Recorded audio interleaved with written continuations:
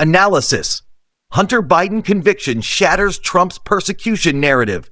An unprecedented 2 weeks of legal drama that yielded historic convictions of a former president and a sitting president's son have also produced a clear political takeaway.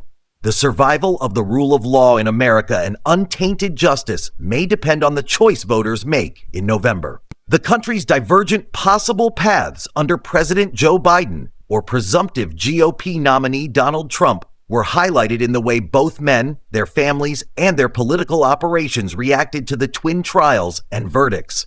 Biden made no effort to interfere in the prosecution of his son Hunter with either his executive authority or with the media megaphone of his office.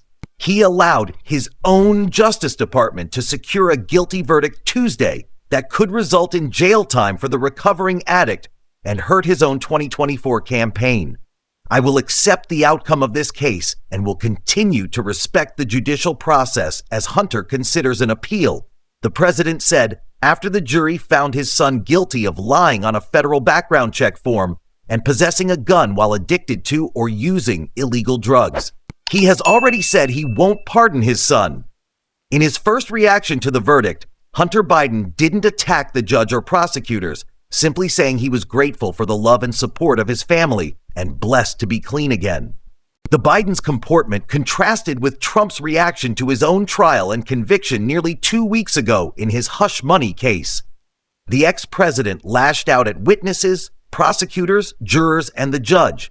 He claimed that this was done by the Biden administration in order to wound or hurt a political opponent. He blasted a rigged decision, despite the fact the Justice Department was not involved in the case brought by the Manhattan District Attorney. Since then, Trump has been warning he'd use presidential powers to punish his political opponents and bend the legal system to his will. Sometimes revenge can be justified, Trump told TV psychologist Phil McGraw last week. I have to be honest, sometimes it can. The former president told Fox News last week, I would have every right to go after them, referring to the Bidens. Throughout his trial in Manhattan, his former hometown, Trump insisted he couldn't get a fair verdict in a city that votes mostly Democratic. But Delaware is a blue state, and a jury there just convicted the president's son. One juror told U.S. Fast News Tuesday that politics never came up in the deliberations. Jurors in Trump's trial have yet to speak, perhaps because of fears they could be identified following the ex-president's intimidation tactics. Had Biden been acquitted, Republicans would surely have argued that a biased jury in a state where everyone seems to know the first family had proven their point. But the guilty verdict blew another of their political arguments out of the water. Joe Biden came to office pledging to restore the independence of the Justice Department, following Trump's repeated efforts to employ its legal and investigative powers almost as a personal law firm during his term. But the former president has left no doubt that he'd do the same and more if he wins back the White House in November, and would ignore the DOJ's core mission statement of enforcing the law with independence and impartiality. Trump has already vowed to prosecute Biden and his family and to obliterate what he calls the deep state. Several outside groups have drawn up plans to help him. The Hunter Biden verdict also contradicted the central rationale of Trump's multiple legal defenses in his 4 criminal cases, several civil matters, and his entire presidential campaign. None. This is the false notion that he is a victim of a weaponized legal system by a Justice Department that exclusively targets Republicans. So much for the weaponization of the Justice Department to go after just the enemies of the other side. Michael Zeldin, a former senior Justice Department official and federal prosecutor, said on U.S. Fast News Max on Tuesday. This is testament to the fact the Justice Department, under Attorney General Merrick Garland, is trying its very best to steer straight down the middle as it should and bring people to trial that it thinks are worthy of prosecution. The notion of Justice Department neutrality was bolstered by post-trial comments from David Weiss, the Trump-appointed U.S. attorney in Delaware, whom Garland elevated to special counsel to avoid the impression of political bias. Weiss thanked the attorney general for allowing him to act independently and, he added, in a coda to 2 fraught weeks that have dragged the justice system into toxic political waters, that no one in this country is above the law. Everyone must be accountable for their actions, even this defendant. However, Weiss added, Hunter Biden should be no more accountable than any other citizen convicted of this same conduct.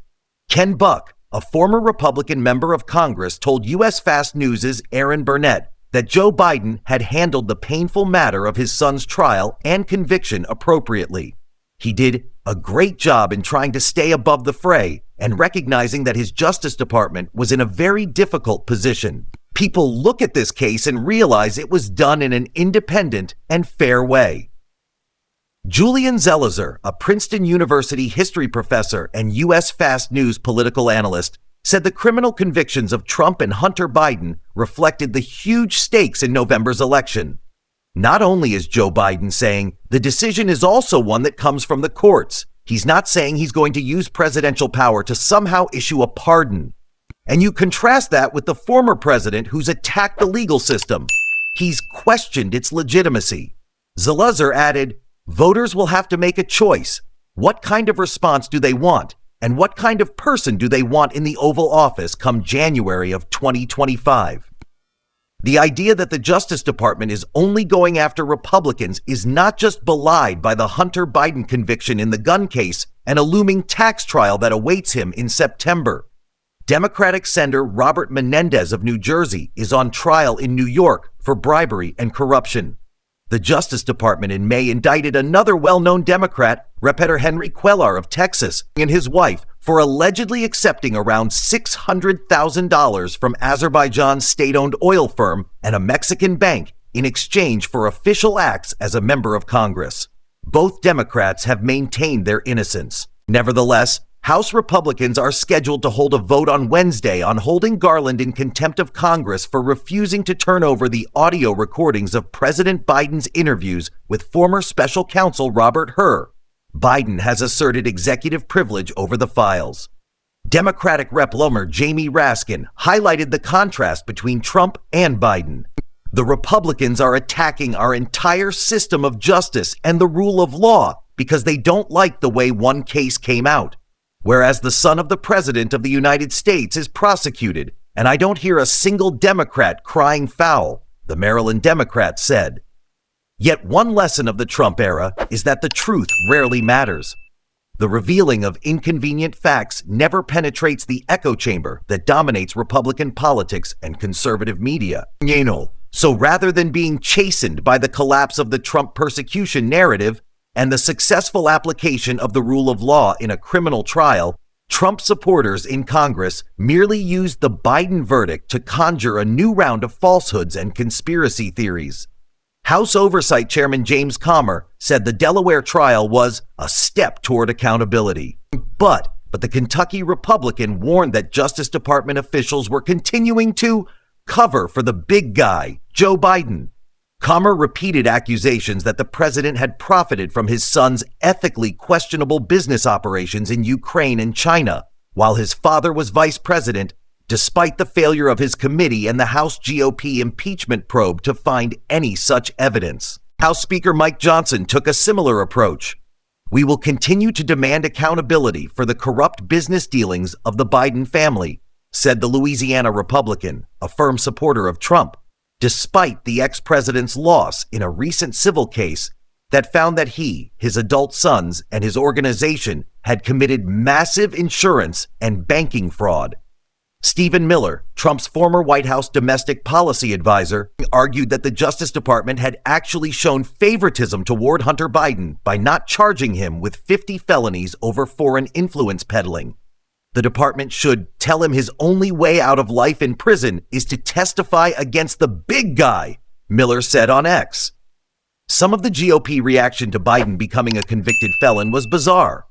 One of Trump's most fervent supporters, Georgia Repeter Marjorie Taylor Greene, baselessly suggested on X that a verdict produced by a jury of his peers was some kind of elaborate plot.